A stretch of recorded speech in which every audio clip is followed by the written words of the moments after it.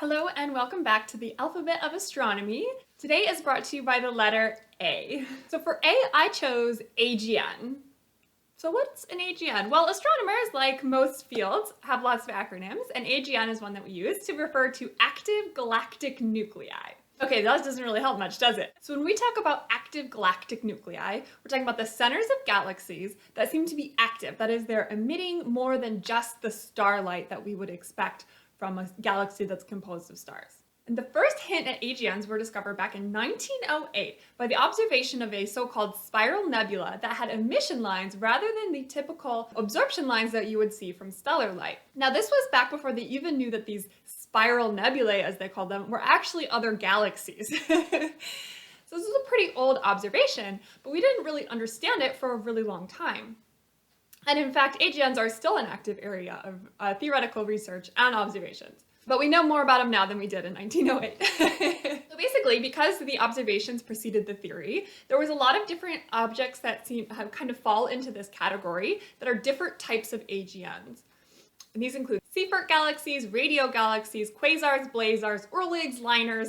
Okay, so we are observing a lot of different things that we're kind of throwing into different categories of AGN. And what makes something considered an AGN when you're observing it is that it has, like I said, a spectral signal that's not the same as what you would expect just from stars grouped together and emitting light.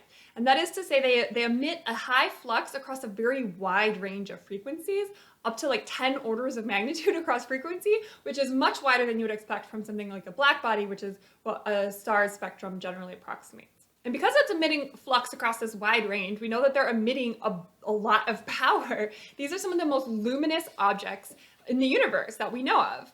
Now, when we talk about luminosity, we're just talking about the energy that an object emits per time. And so that's the power, right? So we're talking about the power of an object. And so these objects are very, very luminous, so they have a lot of power, and that power has to be coming from somewhere. So the thing that astronomers think power these AGNs are actually supermassive black holes at the center of these galaxies that are actively accreting a lot of mass. They call this the central engine because this is the central engine that's producing all of this power that's being radiated by the galaxies. But I just told you that there's a bunch of different kinds of these things that we see. So how can one single explanation explain them all? Well, they're not symmetrical objects, and so the way that they are oriented to us when we see them can actually affect the way they appear to us and how we're going to classify them. And we'll talk more about that later. So there's a few ways that we're able to infer what is powering an AGN. One is because they can vary in brightness on very short timescales. So that means they must have a relatively small size, because if they were very large, it would take a long time for signals to travel across them and for the brightness to increase and decrease. But since we see some that change on small timescales, we can kind of infer an extent. And these are actually very small objects, smaller than the solar system. And yet they're some of the most luminous objects we know. We can also use that luminosity to infer a minimum mass.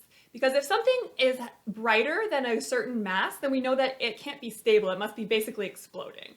So given that these objects don't seem to be exploding, they seem to be somewhat stable, we know that they must have a minimum mass to support that amount of luminosity. And that minimum mass is very, very high. So when you put together a very high mass in a very small area, you get a very dense compact object, and that's how we can infer there's actually supermassive black holes at the center of these galaxies, which are responsible for the AGNs, which is why we call them active galactic nuclei, because these are at the nucleus of the galaxy. So how does a black hole provide all of this luminosity? Well, it's not just the black hole, it's the accretion of mass onto the black hole. So we think that almost every galaxy has a supermassive black hole. The Milky Way has one, but the Milky Way is not an active galaxy. So the difference is the mass that's being accreted onto the black hole. So as mass comes into a black hole, it's reducing its gravitational potential energy. And so that energy has to go somewhere, and so it's radiated away. And this is a very efficient process, actually. So you can extract and radiate a huge amount of energy from mass that's falling into this black hole. And that's exactly what happens.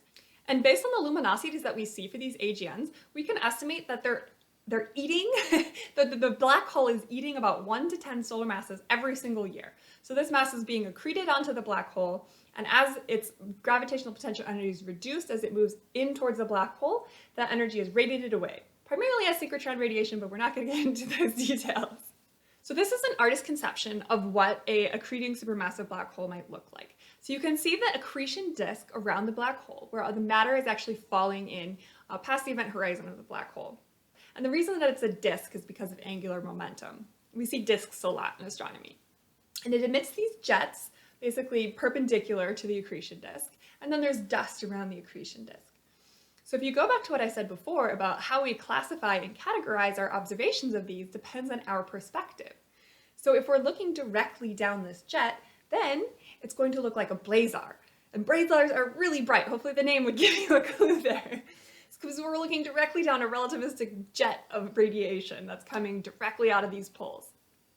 But if you're just looking at it off at an angle, over here, you're not going to get the full power of that jet, but it's still going to be very bright. So you might see it as a quasar or a Seyfert type 1 galaxy. But if you're looking at it from the side, this dust is going to enshroud a lot of the accretion disk, and you're not going to be able to see the jets because they're not pointed at you. And so then you might see it as a radio galaxy or a Seyfert type 2 galaxy. And so this is how even from one given object, we can see multiple different things based on basically our orientation to the object. Also, there are some different effects from basically the mass of the supermassive black hole and how much mass it's accreting. So the accretion rate and the mass both play into kind of how much power it's going to emit and what it's going to look like to us and the spectrum that we're going to get. And to give you an idea of just how crazy powerful these things are, this is an image that the Hubble took of a galaxy called M87. So M87 is about 50 million light years from Earth, and the supermassive black hole at the center that's producing this jet is about 2 billion times the mass of the sun. AGNs are so cool. And this jet that you're seeing pictured here is exactly one of these jets that we just talked about. And this jet is 5,000 light years long. 5,000 light years. That's about 3 times 10 to the 16th miles, or 3 petamiles. Okay, so these are enormously energetic objects, and they're producing an enormous amount of radiation. And because of that, we can see them from very, very far away. And so some of the most distant objects that we've ever seen in the universe are things like quasars. And the most distant quasar we've ever seen is actually over 29 billion light years from Earth.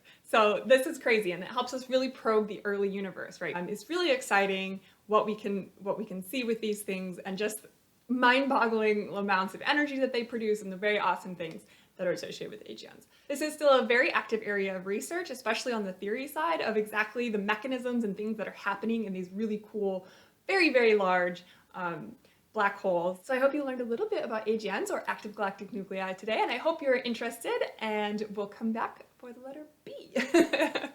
I'll see you next time. Bye.